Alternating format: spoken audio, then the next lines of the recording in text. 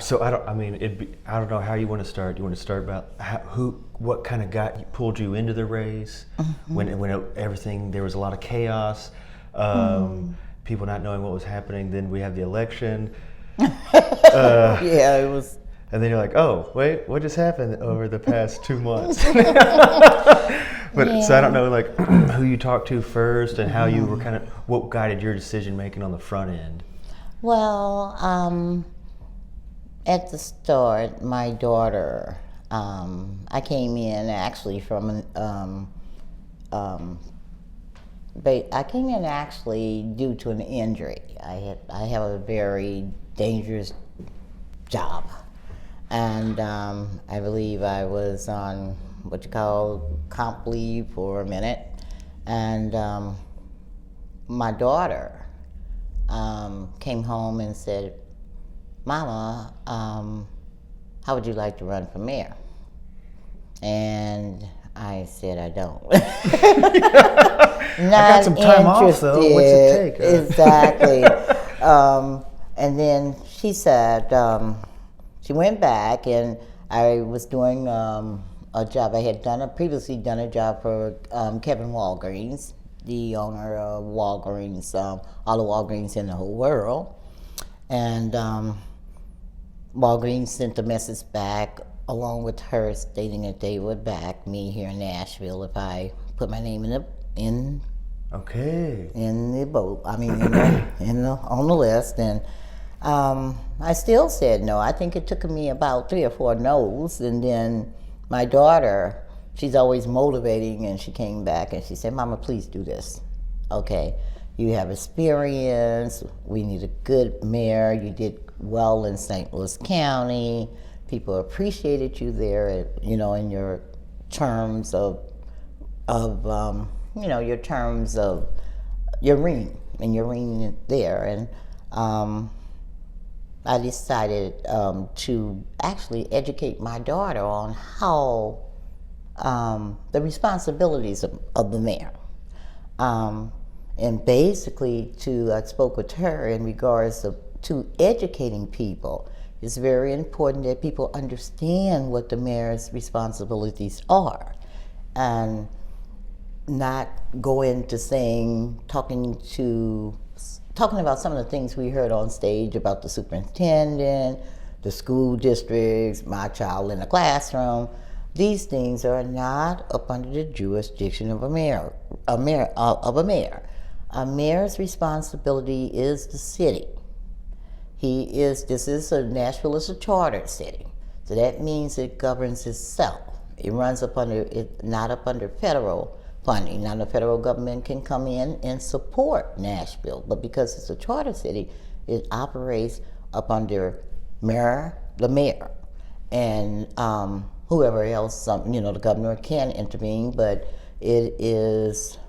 chances are great that has to be a cordial intervention and not a mandatory intervention, because the mayor is in charge of this jurisdiction. He's in charge of the police department. He is in charge of the fire department. And likewise, he is not, unfortunately, in charge of the school districts. That credit goes to the school board. So I decided, after hearing some concerns in regards to congested traffic and affordable housing from people, I decided to throw my little feather in the hat, knowing that I didn't know many people here, and not expecting to win or get many votes. However, I felt like it was an opportunity to educate. Did it educate you about having to learn some of the ropes? Well, I was familiar with the ropes because of my term as I served so long in St. Louis County. Okay. And when I went, some of the things that the Nashvillians did here, I done back in Missouri. Attending the police, working with the police department directly, touching bases directly with the fire department, touching bases with all the city workers, making sure that their positively accommodated in what they need in order to do their job to the best of their ability. So I was familiar with that, and Was it different here, running here? much different here. Okay, yeah. Much Different culture. Well, not necessarily the culture, because St. Louis County has a combined group of people, diverse group, racial group of people. Similar to Nashville, as you say? Similar to Nashville. However, it was different due to the population. The municipality I served in as a leader in a municipal, the population was nowhere near the size of Nashville. Nashville has 600 and reported 600, just about 650,000 people. Okay, that's a lot of people. Yeah. Yeah, and now we're looking at They're all a census. angry too, by the way. No. They're all angry, and now we as I looked and viewed the population, what stuck with me is when I visited Dallas, Texas, and I'm looking around and I'm saying 650,000 people, with in regards to the census of 2010.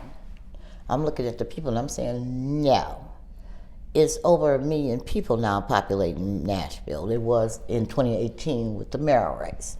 However, that has to be documented statistically for the 2026 census that will come about like next year. For federal funds and tapping that type of stuff? Well, the census is done, the U.S. Census is done to keep abreast as to, I believe it keeps current as to what the overall population is in the United States. So that's done by the federal government. And what there is a law, what they're required to do is report how many people are living in each home. And you've got little surveyors that come around, and they're sent by the federal government to come around and count people in the homes. And then they add these numbers up and calculate exactly how many people are living in the United States on the overall, each city, and they break it down like that. Each one there's a PAL, and they come up with the total of how, and then they do the demographics, and stuff like that, and balance that's how they get the racial, the amount of they can look at it and say, well, we got so many blacks, so many whites, so many Asians, and so on. So they do that that's done every 10 years. To help determine where to put resources, what services to provide. Exactly. But now you'd say we have bigger problems than we thought in Nashville? Yes, as I was running for election, and I think you made a mention, did the election educate me? It did, in a way. As I was collecting signatures to qualify for the mayoral race of 2018, I ran across a couple of people that did not have United States citizenship. They barely spoke English, little or no. But my daughter, she's blessed with speaking 5 different languages. Okay, so she intervened, and we began to ask about visas, things like that. And to my surprise, I found a lot of immigrants that were working here without a visa. And that concerned me, that educated me, because I didn't know to what extent. And as I moved along, I found more and more people here in Nashville, Davidson County, that were here that were not a part of the census. And that concerned me a little bit, because as I expressed to some of the immigrants that were able to understand English, that concerned me, because we have to know, and I think the United States, and this is, me bashing the United States a little bit, we have to know that you're here. And if we don't know you're here, things like 9/11 take place. You see what I'm saying? We're concerned about terrorism, things like that. And if we don't know an immigrant is here, then how do we monitor our safety here in the United States? And that was educational to me because I was unaware that we allowed immigrants to come and work and have a legal job and be paid without a visa. If we were to go to their country, we were required to have a work visa, or else we could not work. And this was meeting new people and campaigning? They even had driver's license, which I thought was just, oh my goodness, how'd you get a driver's license? You're not even a United States citizen. So I think a lot of people I understand exactly what your President Donald Trump is saying when he says he's concerned about the amount of immigrants here. I think what he wants to say more professionally is that we welcome you here, but we need to know you're here. And I think, he's kind of a little bit, his communication is a little bit different than mine. He's not coming across Were there other directly issues like that you realized were more prevalent when you're out there meeting people? Yes, I realized a lot of people are losing their homes. Sure. They're moving, they're raising rents when there should be some type of cap on, depending on, there should be some type of price selling, right? Some type of monitoring over how much, according to the amount of bedrooms, the space that you have, how much the landlord is allowed to charge the tenant. In regards to the homeowner, I spoke with some homeowners that were actually losing their homes. And these were homes that their grandparents had left them. I ran across one lady who lived in a home that was just handed down to her, had been handed down to her from different relatives as time went on. And they were about to lose their homes. And that really didn't make too much sense. I drove the neighborhoods and found that the city were auditing homes and doing things like that, auditing out homes for sale, auctioning out homes, and that they had taken from the homeowner. And instead of the council and the administrators here trying to maybe develop some type of plan to help the homeowners, especially if they're long-term homeowners, to keep their homes. Yeah, certainly. Did you go to a lot of the campaign events that happened? Yes. Okay. I went to none of them. So I was like someone from Bellevue Picnic kept texting me. I was like, you don't want me at your thing. And I'm like, let me save you I'm out of town. Sorry to miss it. Well, you missed an excellent time. It seemed like there was, because I'm talking to Jeff Napier about it, and Carlin Alford, he had some interesting experiences at some of these things. Like, I guess there was the Bellevue picnic thing, and then there was something in North Nashville, and then some of them went on 92Q.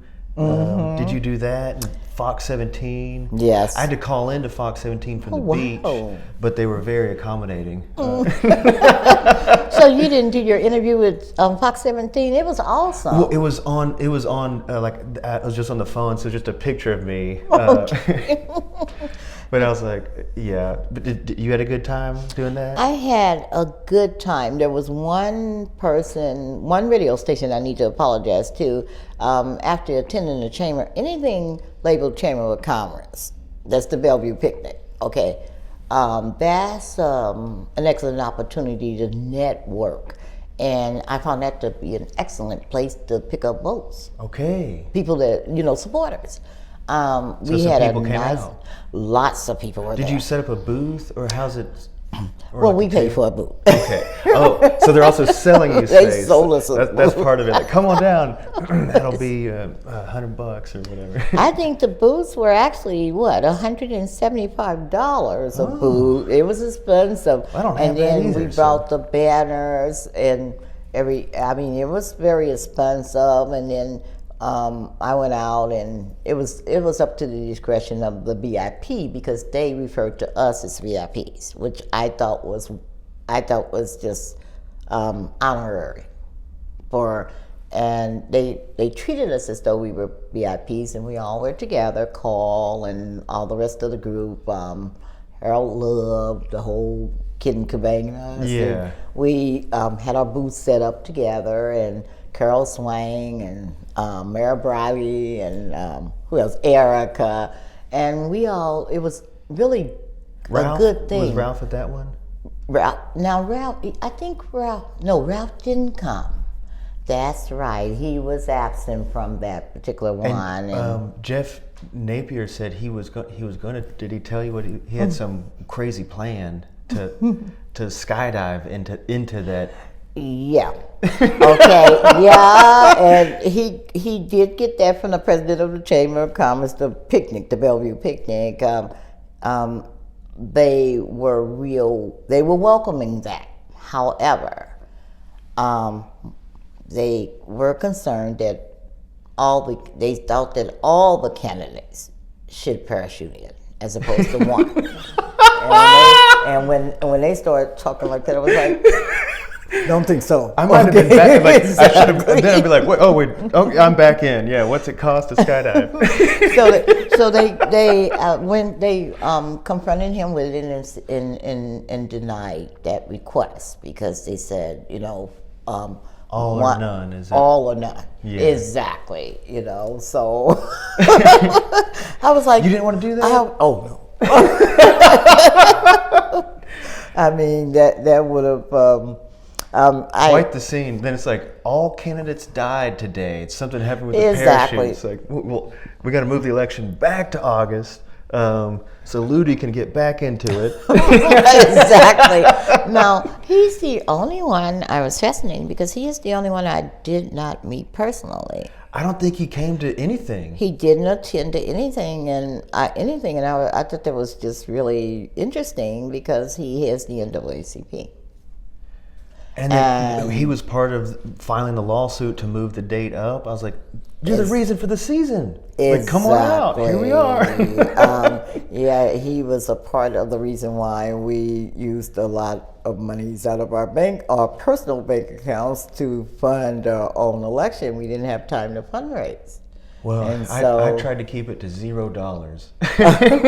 Well, a lot of, Jeff Knighton, he expressed that to me too. Several of the other people, they expressed that they used what they had, their resources. Me, I dipped into my savings account so badly, and I think roughly I spent an estimated anywhere between $15,000 and $20,000. Dang. And so we were kind of and because it was my funds, I felt kind of uncomfortable reporting all the, you see what I'm saying? They were my money, but we were asked to do a budget. Yeah, we did. We had to do a budget to the state of Tennessee, which we successfully campaign did. finance stuff. Yeah. Yeah, but it was my money. I didn't Was it quite like all grasp that. those type of things, like setting up the booth, getting the banners, getting the promotional materials, going to the events? And you may have seen my signs. Okay. My signs were printed by Office Depot. I think I have one sign made. See, that's a saving. I had signs all over. I think I had roughly about 20, they're pretty big, signs made, and running something just about $1,500 because they had to print them. And like I said, I went to Office Depot. I wasn't conservative in my selection process, so then I had the T-shirts Well, you printed didn't have a lot of up. time to get bids from people. You're like, Exactly. damn, election's next week. Like, I got a few weeks. What about meeting some of the other candidates? Was that a good experience? Yes, we were like a family. I was telling someone else, like getting pictures at the last one. I was like, I want to get a picture with everyone. I was like, we're the class of 18. You know? Right. We were just like a family because we had to hang out together. And then I think the two guys that joined us were CIA, right? Or Is who? I don't know. we had two gentlemen that I want to thank. They were really nice. They finally Were they Briley's people? I believe they were. I believe watching they him? were hired by Briley. Yeah, they were actually monitoring the doors, making sure that people So didn't it wasn't just because I was on the wander list. in and stuff like that. I would look for you. Okay, we really. I think everything turned out excellent when you when you speak in terms of us getting along, us being there for one another. To include Mayor Briley, we worked together. I remember at the Chamber of Commerce, I had a problem getting my tent down, and Erica sent her workers over there to Awesome. work That's with great. me, and we just worked together. I mean, I was It so was thankful. like at the last one at the church, the big church. I sat next to Carol in alphabetical order.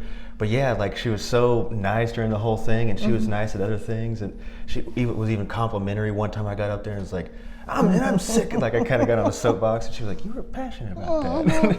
Well, Carol was wonderful. She was always really nice. She hung out with us, and maybe she would sit in the corner and rehearse what she was going to say in the forms. And even like at the Meharry one, I left the room when they were telling you what panel you were going to be on. So I was like, what happened? I missed. So Harold Love, like, he kind of vouched for me. I was like, thank you, man. Like, you could have just kind of like left me to hang, high and dry. But no, you're like, all right, no, get this person. Here's the person, So I was like, man, okay, yeah. So yeah, I think that was revealing kind of the humanity of people, where it's like, we're gonna say our things on stage, but back here, everyone's we're just people. and very cordial toward one another. Even like Ralph's wife was complimentary one time because she was like, I wrote some weird thing on a comment page or something. She was like, I saw that. I was like, oh, thank you. Like, I want to tell you something though. I don't think you attended the event where. I think it was one of the colleges. Was it Fisk University or Meharry? And Ralph, he decided to say his piece. I'd left right before that. And like later, I was it was so funny. I was like, Ralph, it's kind of cool out a little bit. Ralph was, he held his ground. Ralph was like, that's not discrimination. And the people are drawing back, and I'm like, Ralph, look at where you're at. Read the room, Ralph. Calm down, Ralph. Read the room, okay? What was that? Police.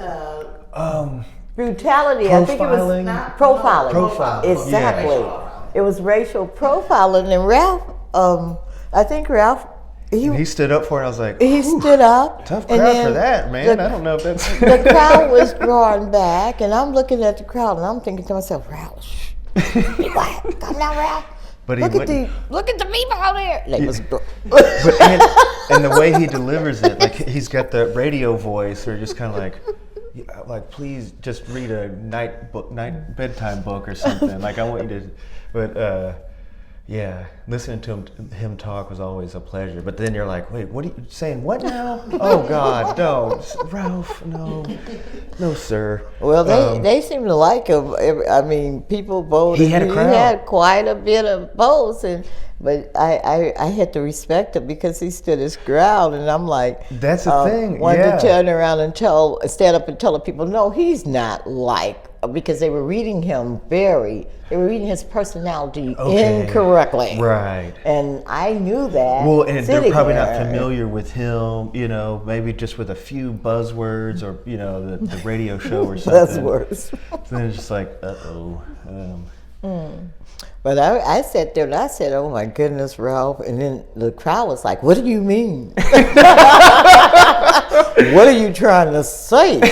And I'm like, "Ralph." Look at Next question. People are getting mad out here, and Ralph kept going on and on. Didn't finally turn off the mic on him. Oh, they did? Yes, they oh, did. Wow. I didn't read about that. They turned off the mic on him because he stood there and he held his ground, and I think all the other 12, I think there were 12 of us. No, it was 11 because you weren't there. 11 of us there. And we were quiet. And we were like, uh-oh. I think when Ralph gets done, we all better hit the door.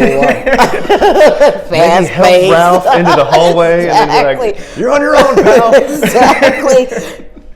Like, I'll help you get maybe to the parking lot. That will, because I did there was kind of an early question, and then I left because a friend of mine was doing a comedy thing at Zany's. So that night I was able to do my little pitch at Zany's, and I was like, all right, it was a 2-set night, from Meharry to Zany's. Well, we had some fun. I enjoyed it, and this is I'm considering. Well, I've been asked when I came back to Nashville the other day. I just arrived back from all over the other parts of the country. I can't even remember. I go to so many places. I don't remember Ohio, Michigan, New York, California. It's here and there. And when I come back to Nashville, travel most of the year? I travel 365 days a year, and this is. When I came in, I was honored to hear. I was talking with the gentleman, and he on business, and this is just yesterday.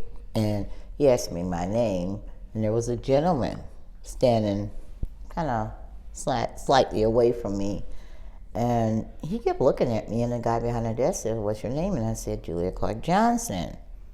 And the other guy looked and he said, "I know who you are."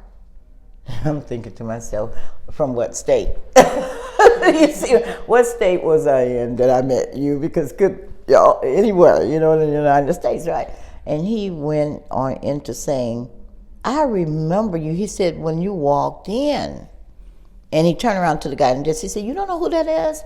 And he said, "No." I'm like looking, and he said, "She's ran for mayor last year, and I saw her face on television, those channels and places like that." And he said, "I was real in tune, and when you walked in the door, I was surprised." And that's why he was standing there just looking at me. And he said, "I was wondering, were you that person?" And then when you said your name, that confirmed that you were that person. And I felt really good about that because it's 2019. And I was like, who remembers that? You know what I mean? But he did. So it made a difference. Made a difference. It made me feel more welcome back to Nashville. You know what I mean? I'm native of Missouri. And I was in Missouri prior to coming here. And serving consecutive terms in St. Louis County. I don't get that kind of, "Hey, there's Julia. She did a great job out here in St. Louis County." But when I come back to Nashville, I get a welcome. And I went like yesterday. I'm not even native of here, but when I come back here, I feel more That's cool. So confident. Feel like some of what you said resonated with some people out there. Yeah. Do you think it will encourage other people that aren't in politics to get involved? Or do you think? I'm not certain. I ran into a young lady here in Nashville just yesterday, and she was speaking in terms of the, her issues and how the elected officials, she felt they weren't doing a good job.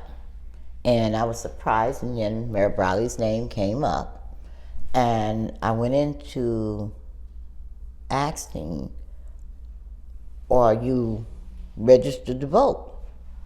Because whenever I hear a complaint, that's the first thing I ask. Are you registered to vote? Yeah. Or are you ready to vote for a new mayor this year? She went into saying, no, I don't vote, I'm a Jehovah's Witness. I said, yeah, I can understand that. Okay. However, as I left, the first thing popped in my head is that if you're a resident and you have issues such as who's in office, if you don't vote, how is that helping? You see what I'm saying? And if you don't vote, you shouldn't complain, because you're not a part. You're worried about the elected officials, and I'm not knocking religion. I'm not knocking. I didn't realize that was part. That's part of their religion. They don't vote. That is okay. a part I of didn't the realize that is a part of the culture of Jehovah's Witness. Okay. Witnesses. However, you still are up under the jurisdiction of these people sitting in these seats. So you got to call somebody about the potholes. Yeah, and if you're losing your home, I think that was one of the issues she was talking about. You're about to lose your home, and you want to comment on the elected officials. Then I think you maybe need to just take a look at your lifestyle, and maybe you may want to help out by deciding what you need to do in order to handle that issue, and not comment on how bad the representatives are, how they're not fixing the potholes, how they're not dealing with affordable housing, these kinds of issues. Well, even with registered voters, how do you reach out to them? Because now there's a lot of ways to reach people, but still there's more traditional press outlets, and whether or not they treat candidates fairly. How do you feel like that your interaction with the press went, and how to reach even the registered voter, I guess? Well, I used the one-on-one policy in St. Louis County. I went door to door. I went to churches and met people, introduced myself, and had groups to come, set up meetings for groups to come in and talk to me about their issues, just me one-on-one, not on camera, just me personally. I took a lot of notes. I had a lot of help in taking notes. And the most popular issues were the ones that we put them in chronological order. And if we heard a person, for example, in Nashville, I heard a lot about affordable housing. That was listed as number one, because people are complaining. Too many people, the number one issue on their mind is, I can't afford mine. What are you gonna do? So I would list them as number one, congestion, number two, things like that. The police department or the fire department raises. Those have to go down. I went to the firehouse and spoke with the captain in the fire department. Okay. And sat down and spoke with them. That's one-on-one. That's letting people know that you care about them. People, I'm getting ready to get into my politics speech that I used to make in St. Louis. I work for you. If I am elected as mayor or vice mayor or at large, council, or however, whatever paid elected official responsibility that I win, I am working for you. I'm a public servant. I am looking for you to come help me. Tell me what's going on with you, because you hired me. You're paying me with your tax dollars. I'm doing a job. So I am your employee. I am not over you. And so in politics today, they're changing. They're starting to feel like the governor is our leader, or the mayor is our leader. I know, We're not your leader. On we're Twitter, your somebody's employer. like, "We're looking for you're making a mockery. We're looking for a leader." I was like, "Looking for a leader?" I want to be like, "What? No. What are you talking about?" That's what But that's the mindset that's out there, and that was someone that writes, like, does political columns locally. I'm just kind of like, looking for a leader? Oh man, That's the mindset. I'm definitely not your guy. But you know what? You are so right. That's an incorrect ideology. Right, yeah, and this is the reason why I said we need to promote the way to target people to get people interested is start educating people. I work for you. As mayor, I am your employee. I'm a public servant. You're paying me to do a job for you. So you're my boss. I'm not yours. I may lead you, and I need to lead you very professionally and very, very professionally and very organized, in an organized fashion. However, I need your help. Okay, if you see anything that you think that is a chronic issue, come call me up. And I mean, call me on a cell phone, call me on my house phone. You have to call me on my office phone and leave a message at voicemail. If you do call me in the office, somebody's there to go, they're going to answer your call because you're paying me to do a job. And everything has changed, like you say. Okay, people have the impression that the mayor is almost equivalent to God. Any leader, president of the United States, governor, any leader, okay, they can work miracles. They cannot. And they especially need your help. There's a lot of faith in that, to that point. Yeah. Yeah. And we've got politicians that forget that there's public servants. They're just public servants, that's all. And so did you think that was missing from the debate last time? I think so. I saw a lot of things that were missing, but then I assessed the rationale of the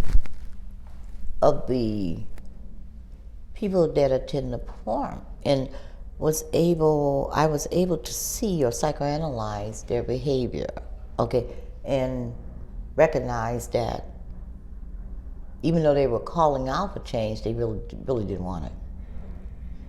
Well, it'd be uncomfortable. Very, very uncomfortable. They're not used to transitioning or transition. They're concerned about, they appear to be concerned about these issues, but directing them to the people that were already in office. Did you notice that?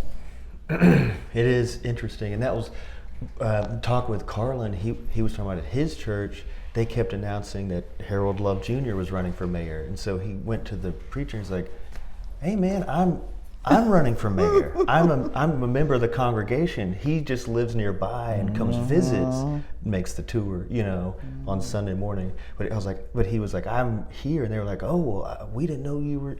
We didn't know you were serious," because they're looking to the kind of this old guard as the people kind of maintaining that. And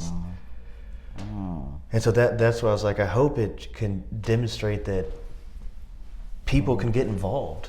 Yes. And you don't have to have a last name of someone else that's run before. Exactly. It is not an election is not a popularity contest, but people view it as such. And it's very, and if I don't know that person's name, I'm not going to bother with that person.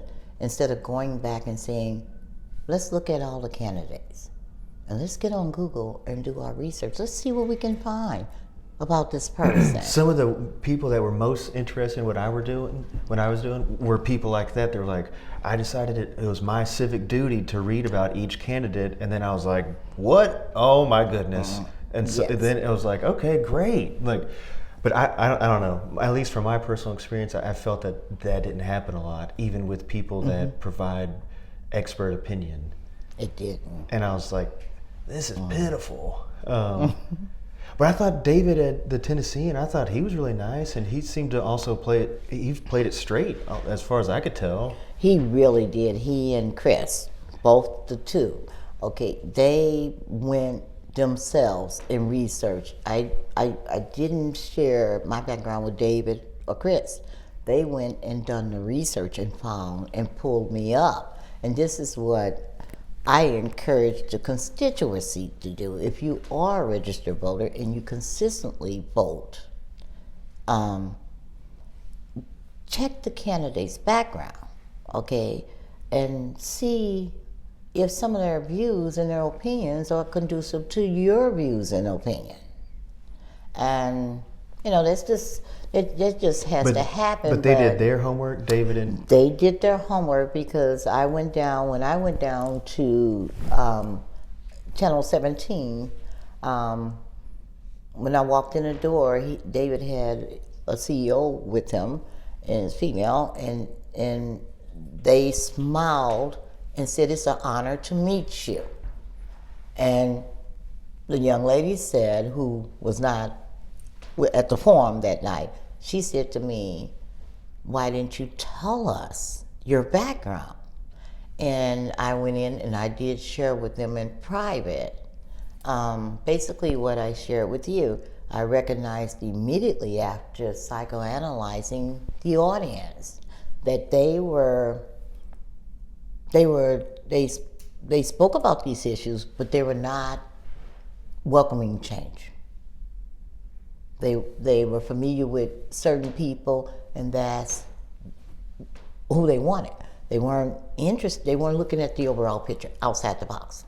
They weren't looking at, hey, there's this group of mayoral candidates, or just simply going to sit there for a couple of months.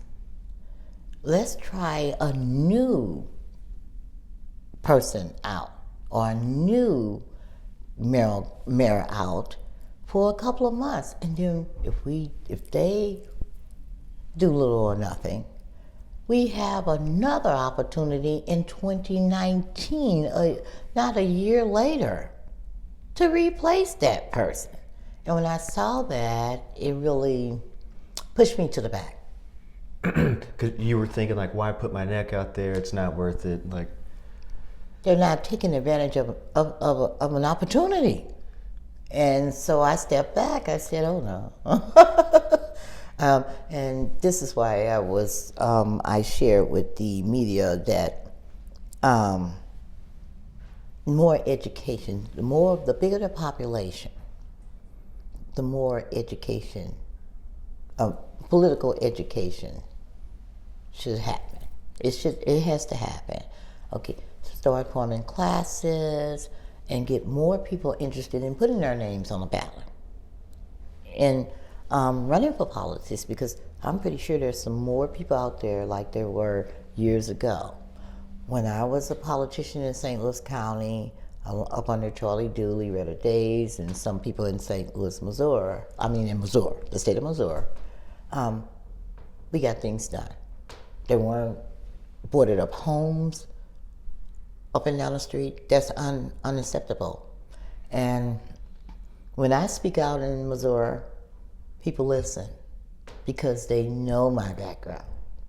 In fact, I've got a lot of backlash from running for mayor here in Nashville. I had people texting me, "No, you need to come back to St. Louis County. Why would you go?" Crowd. The Missouri crowd. Yeah. "Why are you in Tennessee running for mayor?" Because they aired it in Missouri, Oh. saying one of our own, and they happened to see it. And the next morning, after Channel 4 aired it in Missouri, I think we went national, because I think it was some type of historical situation going on here in Nashville when we were all running, because we were all running for one seat. I think they said that, and that's why at first we were in the Wikipedia, because we made something history. I think that we were there were more candidates ever to run for one seat for mayor. And so it was at first. Proud to be a part of that. Yeah, I was proud too. When I saw that, I said, "Oh my goodness, what do we do here?" And when I thought about it, I said, "That is a lot of candidates for one seat." I mean, that's just a lot. Quite a few. So you see your opportunity that you had here. That was a great opportunity, and I mean, my goal was to try to communicate that, but it was almost like. Yeah, you know, and it seems like people got scared because the typical Briley crowd saw Carol Swain, and I guess they overestimated how she would end up doing. So they were like, if this can't go to a runoff, we have to avoid a runoff. So everyone like was scared, and running to and it's just like, oh wow, okay, all right. The guy who was fifth like 2 times ago is now like he's everyone's favorite. Okay. And that's not working out so well. Like you were saying, a lot of his supporters now are like, "What? No, this is not what we were getting in for." Definitely. He said he was going to do this, and he said he was going to do that. This is the reason why, and he did not do what he said. This is the reason why you allow in this short period of time, if this ever happens again, which probably won't happen, okay? It's very rare that a mayor is ousted out of office on alleged federal crime charges. Very rare. Okay. And they had the opportunity to open doors for change. And it just didn't happen. Yeah. Yeah. What are you gonna do? Were you gonna do it again? I'm being solicited.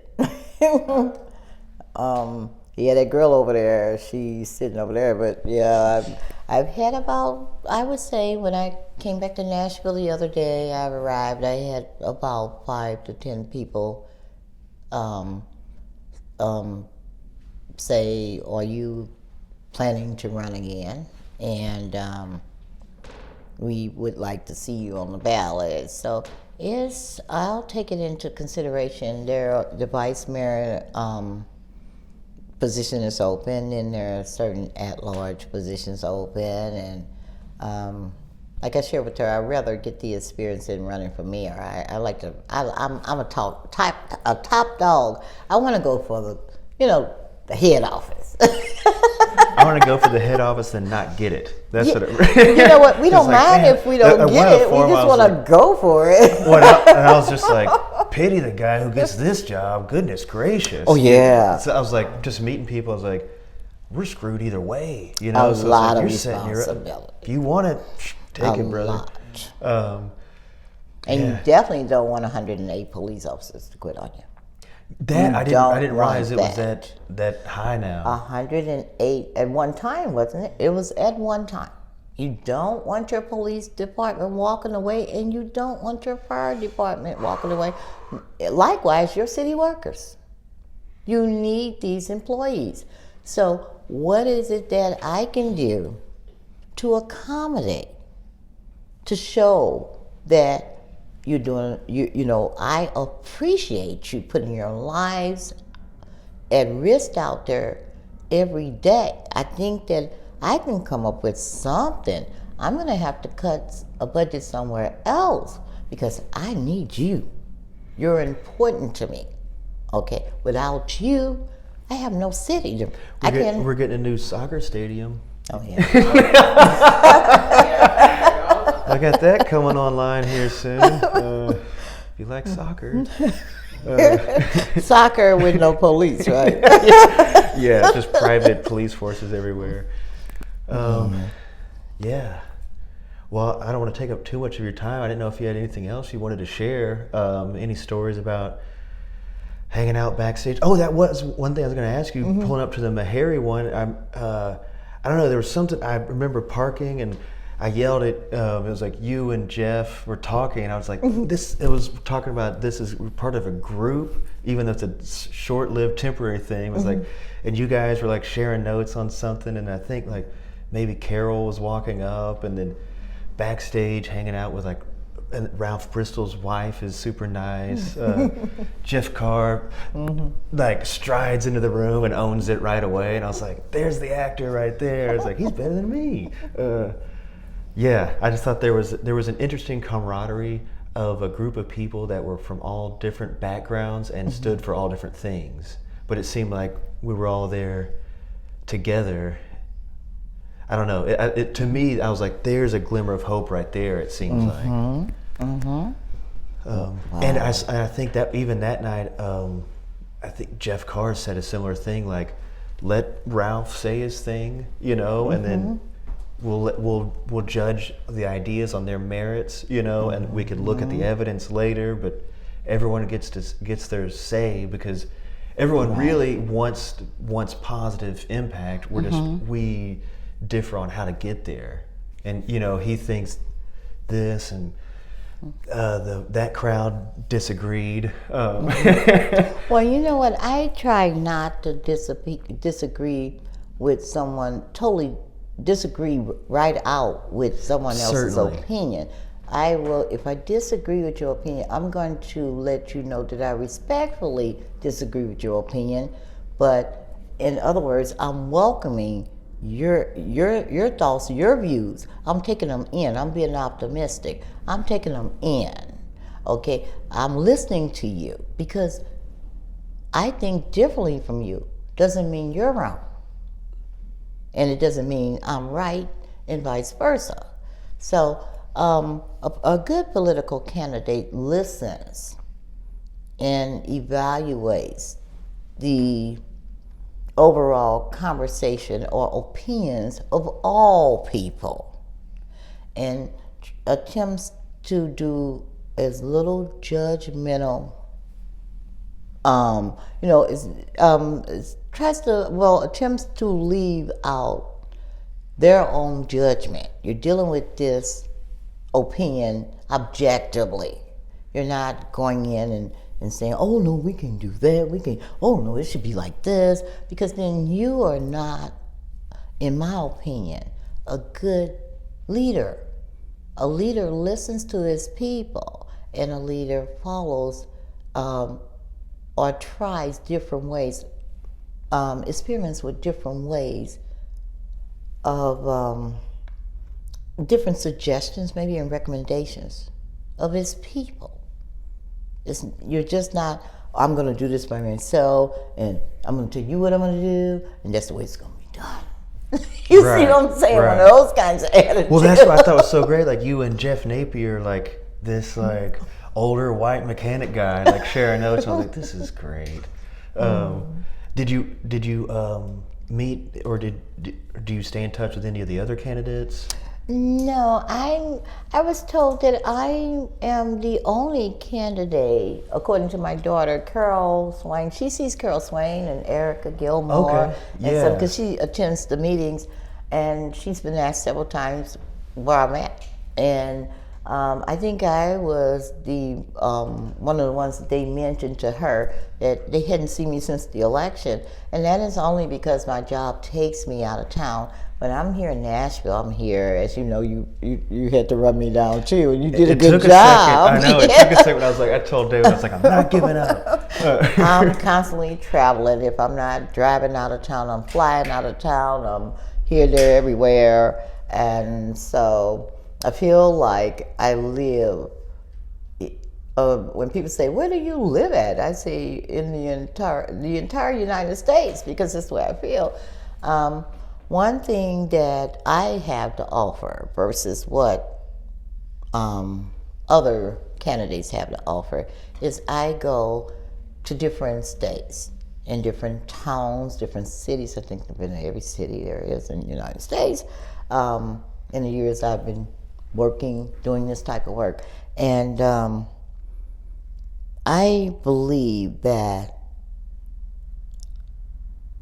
because we're called the United States, just like I feel like I live all over the United States, I don't feel it uncomfortable as a politician should be uncomfortable about picking up the phone, calling Texas, or calling Oklahoma, or calling New York to find out, to get their ideas on how to improve their local environment.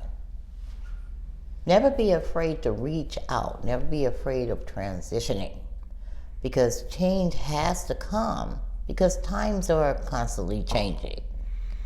So you don't want to stay locked in, for example, China and the third world countries locked in, and my ideas are the only ideas.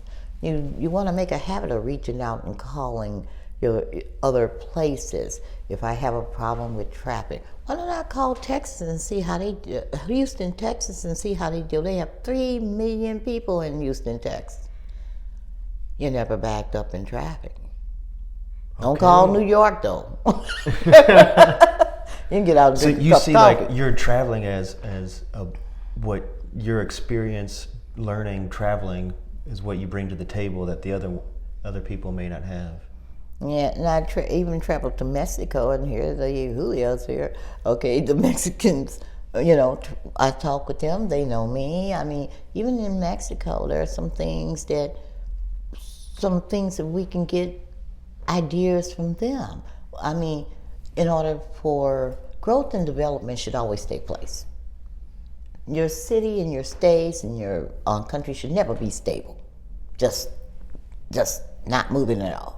Okay, and Nashville, a lot of people, Nashville is very popular. And it's growing. And because of that growth, it needs to constantly change. It needs to transition. It needs to try to transition as fast as it's growing. And you can help that by picking up the phone and calling Houston, Texas and saying, I only have 2 highways. Or calling Atlanta, Georgia. They have about 10 lanes on one highway. You've been there. I may be exaggerating, but they've got a lot of lanes. One of my friends told me, he's like, driving through Atlanta, he's like, there's always, and I noticed this now since driving through there more, he's like, there's always a broken ladder on the side of it. And then now driving through, I'm like, damn, he was right. There's like, you drive through there's always somewhere you're going to see a busted up ladder, like on the side of the road. I was like, they have so many lanes, though. You just fly on through there. Yeah. Well, being that Nashville, Davidson County is a thoroughfare, okay, it needs more lanes out there. I mean, freeways. Okay, you've got backed up traffic like this morning. No reason for, I think a lot of people were late. They were on the news saying, well, this highway is backed up and this highway. And this was starting at 7 o'clock this morning. I'm looking at it and I'm going like, there's no reason for that. You need to put some freeways out there. You need to widen your highways. These are things that need to be looked at. I understand that they have a budget that they have to deal with. But over time, you can gradually improve, make gradual improvements. Let your constituency and the city that you're governing know that you're working on these kinds of things. Don't have them calling you up saying, I got a pothole in front of our house. You see what I'm saying? You tell them they have a pothole, because let them see it when the people are out there working to repair it. That's, you know what I mean? maybe we'll get there one day. Yeah. Did you ever interact with like Harold Love, Erica Gilmore, the more established ones? Okay, and they were always pretty gracious. Oh yes, yes. In fact, Erica and Brenda Gilmore, invited me to a lot of galas, all the galas. Okay. They kept in contact with email, and the only, but I couldn't attend because of my job. I wish I could have, but Brenda Gilmore introduced herself to me, and Erica Gilmore, we were close, and Carol Swain, same way. You know, I kept, you know, we were kind of hanging out together a little bit, you know, during the election, and more so than anyone else. And Harold Love, he's a great guy. He hung with me at the Bellevue. Okay. We were together all the time, and in fact, he taught me how to wear long sleeves in Tennessee when it gets hot outside, because I had like these short sleeve T-shirt on, and Harold said, "No, you should have wore long sleeves." Like he had a regular long sleeve suit shirt, right? And he educated me on that. Tennessee's heat is much warmer than Missouri's heat. Where I normally hang out at. But yeah, so he found it better to wear a long sleeve shirt? Yes, he educated me on that. And he said because the heat was burning directly onto my arms, whereas he was covered. Okay. And the heat is kind of more fierce. Well, he always dresses so nicely too. He was like one down. I was like, man, he's always like on point. I really got to know him, and he became protective of me too, because we were in the audience one time at the police event, and some gentleman decided that he wanted to kind of meet me, and Harold Love jumped in the way and said, I like what he said. He said, she's not going to do that. He's kind of being fresh with me, right? And Harold Love jumped in the way and diverted his attention toward him, and he said, no, she's not, don't do that. Okay. You see what I'm saying? And I was appreciative of that. I appreciated that. Certainly. He hopped right in. She was with me too. He hopped right in there, didn't he? And he's like, oh no, wrong person. Ralph, did you talk to Ralph during some of the things? Yeah. Ralph was adorable. he was. See, when you weren't around, Ralph was the comedian. He was just so funny to me. Okay. His views, he had really, really good viewpoints. In fact, I think all the candidates were so great. They had real good viewpoints. But Ralph was comical. He was just funny to me. Well, he knew how to do it, yeah, because he's been doing that show for so long. I only met Briley once. We talked for a little bit, and it was at that church in North Nashville, because that was towards the end of the thing, and it seemed like he didn't really care to talk with some of the other, like Carol Swain was a real competitor. To me, he's just kind of like, what's your story? So we talked for a little bit. But that was the only time I talked with him. But yeah, I was just impressed with everybody, more or less. Yeah. Highland, I never really talked to him too much. The barber, David Highland. Yeah. We haven't seen him.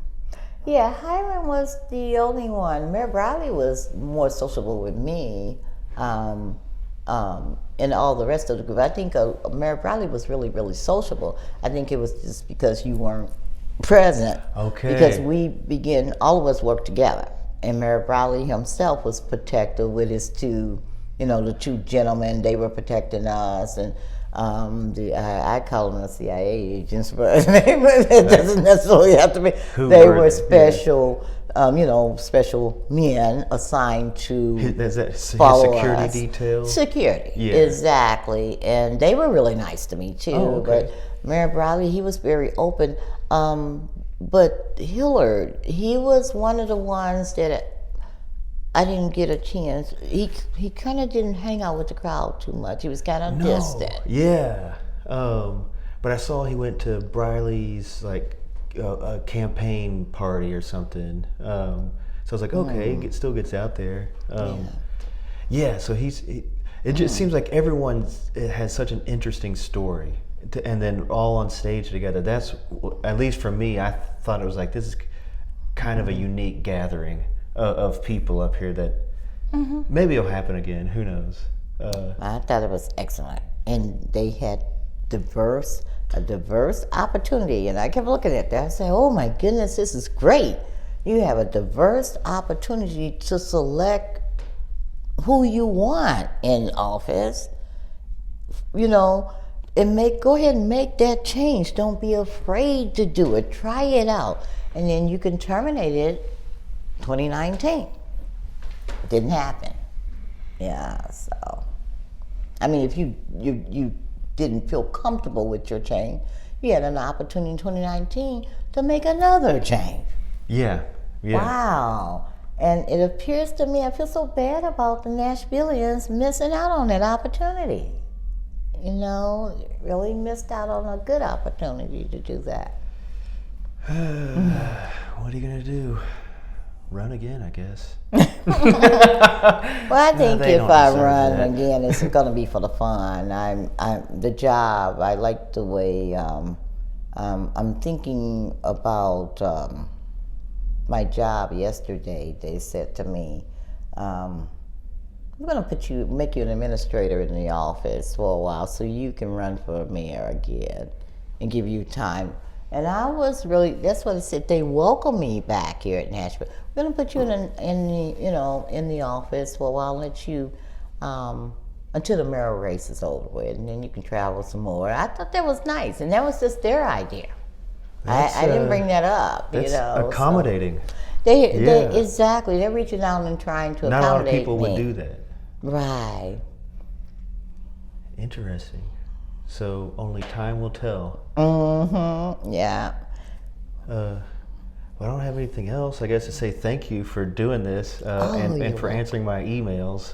You're welcome. Because that's what I tell David. I was like, well, I'll wait a week and then maybe I'll do another one. But then my life will get hectic, so then it ends up being 2 weeks. But, Yep, I know what you mean. and then it's like, all right, then we'll make it work somehow. And we did. One question I want to ask you: Uh-oh. these tapes, okay? Do you think that these tapes can be utilized as running for commercials? This is good for the 2019 mayoral race. I'm filming, but it's John's project. So if he wants to release the footage to you, then that's Oh yeah. Just basic, parts of it. Don't have to be, minute long parts of it, and help the 2019 mayoral race. This is going to be exciting too, and we may just have 30 candidates for mayor. That would be something else. Well, I would be excited about that. Well, that's if the Board of Elections allowed them on, because we actually had 20-something candidates. Oh, really? Okay. Yes, you didn't read about it? Well, I saw one number, but I thought there was like another date where you could withdraw. Like if you get on the ballot, you still have but it was only like 1 week later. It's like you have to there's a qualifying, and then if you don't withdraw, you're automatically on it. So Well, they didn't qualify them. okay, It was difficult to get on the ballot. I think there was something like 6 or 7 people that didn't qualify. They attempted Did they turn to go in their on. petitions and then okay? Because I got I think I got like 48. I got 50 signatures. I got double because they were like because they're going to scratch through some of them. Because if Exactly. the address isn't perfect, or if you write your name and it's slightly different from how you're a registered voter. Like maybe you added your middle name here, but not here. They don't. It's like, well. And there are other criteria too. Like what? There are other criteria that are probably hidden in the charter that you have to, when they check your background, they're looking for unpaid taxes. Really? Yes. Okay. They're looking for felons or possibly misdemeanors. I don't know if that disqualifies you or not, but in some It instances, must not, because I had a lawyer message me on Twitter, because he helps people expunge their criminal record. Okay. And he was like, hey, you got a thing for when you're like 19. I was like, I don't remember what the hell happened, dude. I'm sure I do. Sure. And I did, but it was a misdemeanor. So I guess that doesn't disqualify. I don't think it's a misdemeanor. I think it's felons and things like that. Like unpaid property taxes, that type of stuff? It should consist of any back due taxes. They have to be deficient though. Okay. There are different criteria that they check. 30? You have to be a certain age. I remember. There is an age limit. Someone asked a question. I was like, and having met the strenuous minimum age requirement. Exactly. Yeah. There's an age requirement. So there's other criteria that could have put those 6 or 7 candidates out. I was besides surprised that the Ludi didn't just signatures. drop out, but then I was like, that's a conversation that someone else is having. I'm not in, and I won't And he's another one. spin my head around I it. converted with Hiller, but he is another one that Well, he never showed up. He never he campaigned. He still got wasn't- more votes than when me. I did run into him the one time, he wasn't very friendly at all. Oh, is he? No, Where'd I you was meet him? concerned. Somewhere there was this big event, and he came out, and that was my first time seeing him. And of course, she went to all of them. Was he but still president of the NAACP he is. then? He still appears is to now? be the president of the NAACP, but The he Nashville was, chapter, right? Is that, yeah. he was not very cordial. Interesting. And I found that to be interesting too, because usually, Well, and that's upsetting. It's given if you're in that position. yeah, usually a leader of a specific group, when you're in that leadership role, you're more friendlier, Certainly, especially yeah. to Well, 'cause you people also represent that your are chapter. exactly that are like the people you representing, and I just didn't find him as too cordial for some reason. Where was that? I don't quite remember when we finally saw him.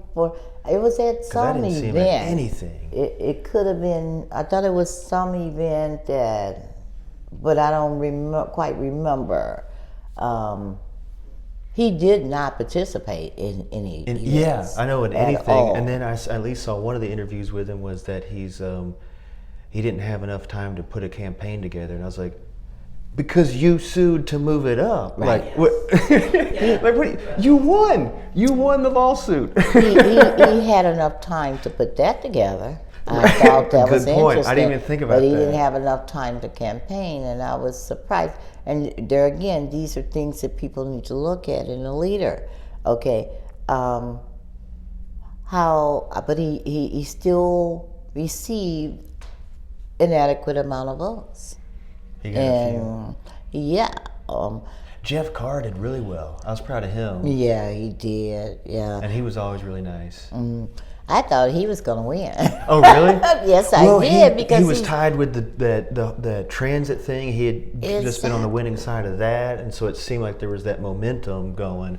But then again, it's like that momentum. You only have 3 weeks or whatever, because it was like election for this date in 3 weeks.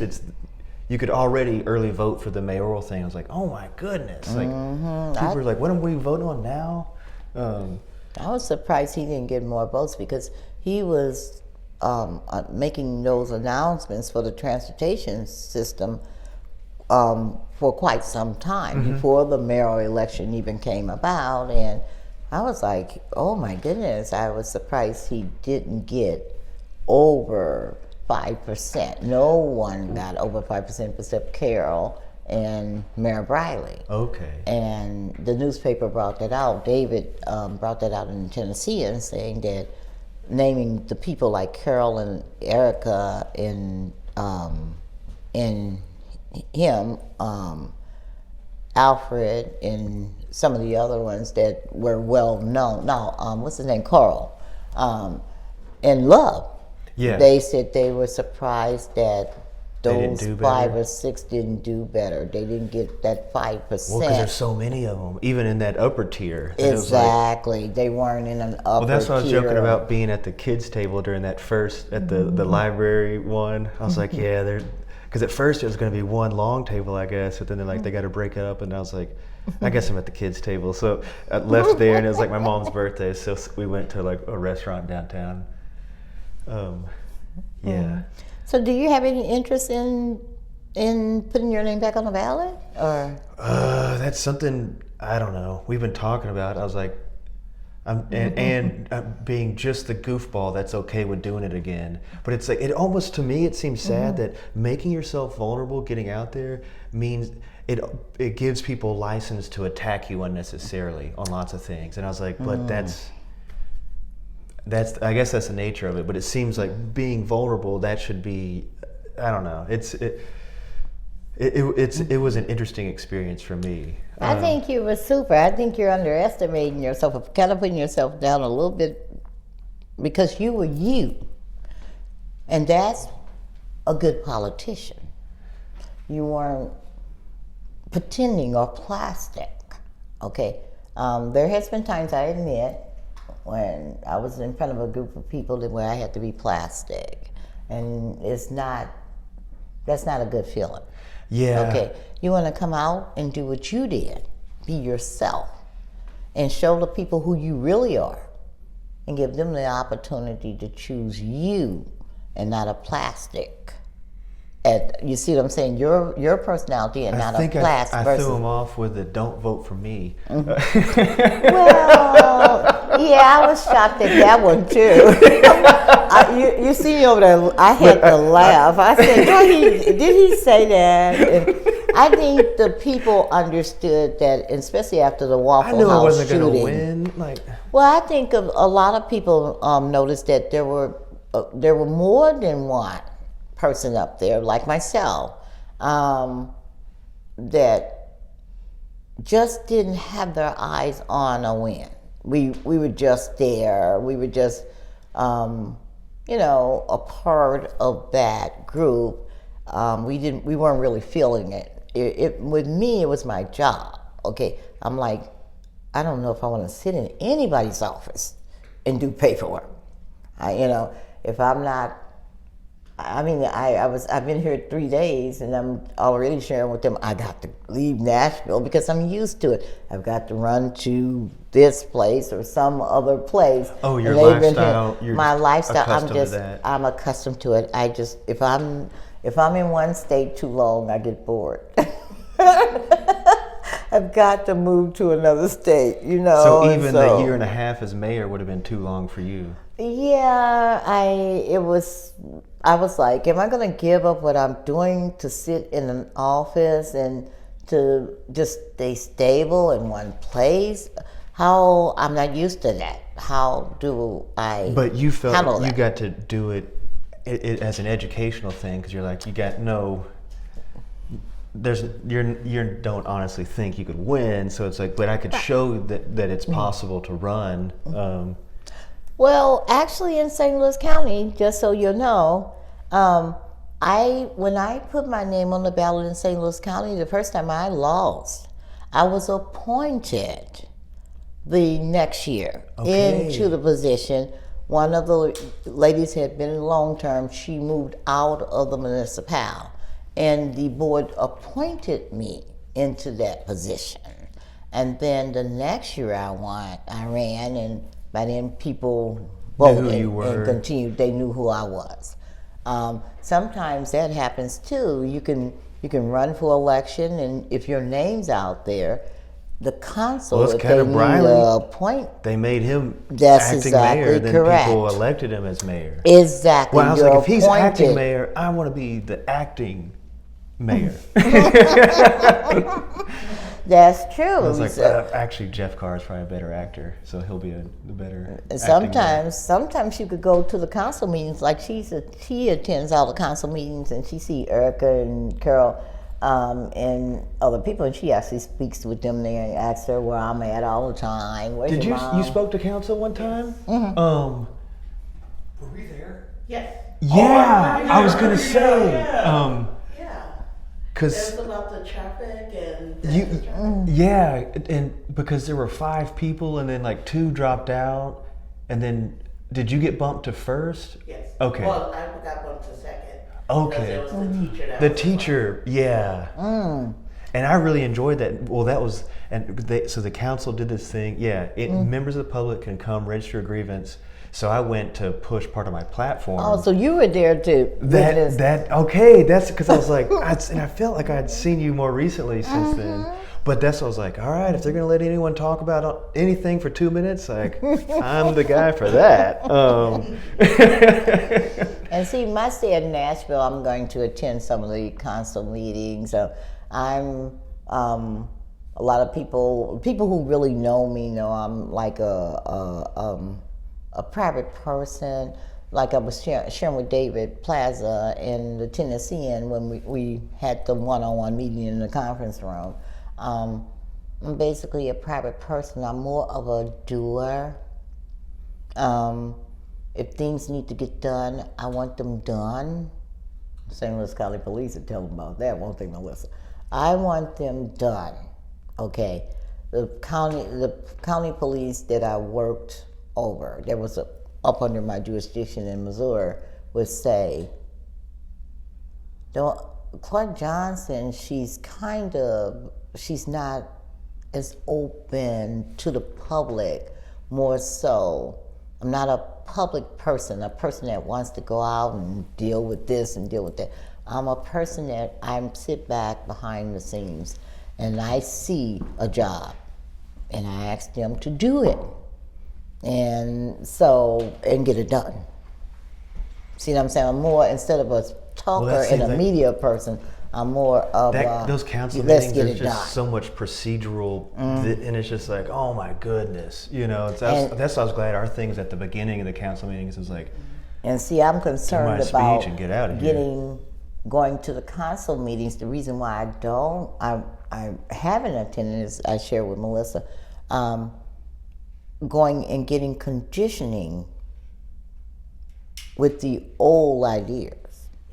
After so long of sitting and hearing issues presented and how others want to see it through and resolve the issue, you begin to develop, your ways become old.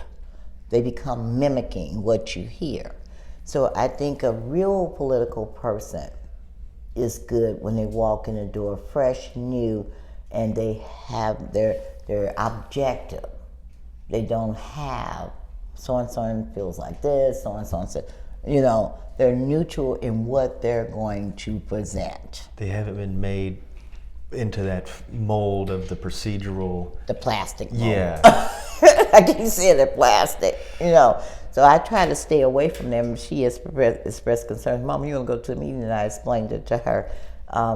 If I was to ever get involved with the council, I would want my ideas to present my ideas and not what I feel everybody else wants. And Do you know, are they doing that program more? Because it was like a pilot program or a pilot test of the 2-minute thing, but they're like, we don't know if we'll renew the idea. I don't know right now. I think more so they're thinking about zoning and planning and development. Okay, yeah. Different neighborhoods. Yeah, because it seemed like an interesting thing just to be like, anyone could talk for 2 minutes. I was like, okay, here we go. That's You nice. said 2 minutes. But how are they planning to deal with they're developing? Okay. There's still the zoning meetings that you could go to and all those other ones, but then it's like, even those, if you want to go there, a lot of times are in the middle of the day, like not everyone can go to that. You could still write a letter for or against and send it to the board, but it's like, it's hard to attend a lot of those things because they're, In the daytime. and it's like. I'm trying to figure out are they working on affordable housing? Are they working on that issue? They're just consistently focused on developing the area They've got a versus few the cost token of victories. living in that particular area. Well, they've got a few token victories where they're trying to build new affordable housing and work out arrangements, but it's like, wow, you're talking about just like, they're like 100 units here, and it's like, it's not nearly enough, It's Right. like, oh my goodness, and it's at least comparing to other cities, how much we put into our affordable housing initiatives is like 10% compared to what Austin does. So, a comparable city, it's like, and then we Amazon. got a football team, we got a soccer stadium. It's like, And Amazon's at on what its cost? way here. God, I was like, I was like, people, you don't want them here. Like, They're on their way here. you don't want them. So, Oh my goodness, that's you not. know. Yeah.